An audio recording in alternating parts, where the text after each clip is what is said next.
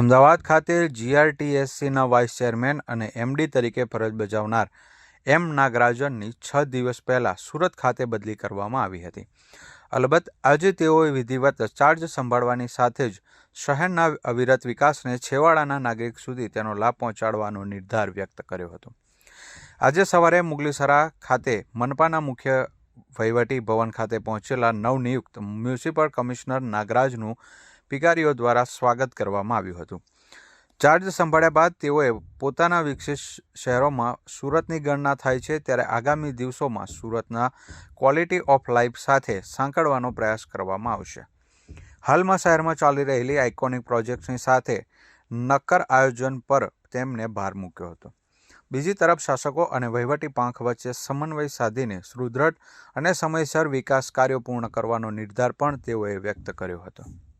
સુરત મહાનગરપાલિકા જ્યારે વિશ્વમાં મોસ્ટ લિવેબલ સિટી તરીકેનું એક ઓળખ મેળવી રહી છે, ત્યારે રાજ્ય સરકારનું ધ્યેય છે કે અર્બન ડેવલપમેન્ટ યરની અંતર્ગત આપણા શહેરો લોકોની આજીવિકા સાથે જોડીને ક્વોલિટી ઓફ લાઈફ પ્રદાન કરવા માટેનું જે પ્રયત્ન છે, એમાં માનનીય મુખ્યમંત્રીશ્રી, નાયબ મુખ્યમંત્રીશ્રી એમના જે અલગ અલગ આયોજનો છે એને પૂરેપૂરું સાચા અર્થમાં જમીનમાં ઉતારવાનો પ્રયત્ન કરવામાં આવશે.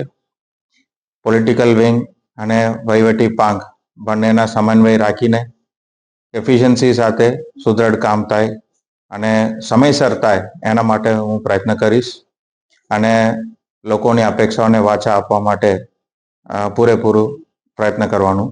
કયા કામોને પ્રાથમિકતા આપવામાં આવશે? લોકોની મૂળભૂત સુવિધા છે પાણી, ગટર લાઇન, ડ્રેનેજ અને જે સોસાયટીના અંતર્ગત પણ જે વ્યવસ્થાઓ ઊભું કરવાનું છે અને સામાન્ય જનમાનસને જે વ્યવસ્થા કરવાની છે એને પ્રાથમિકતા આપવામાં આવશે.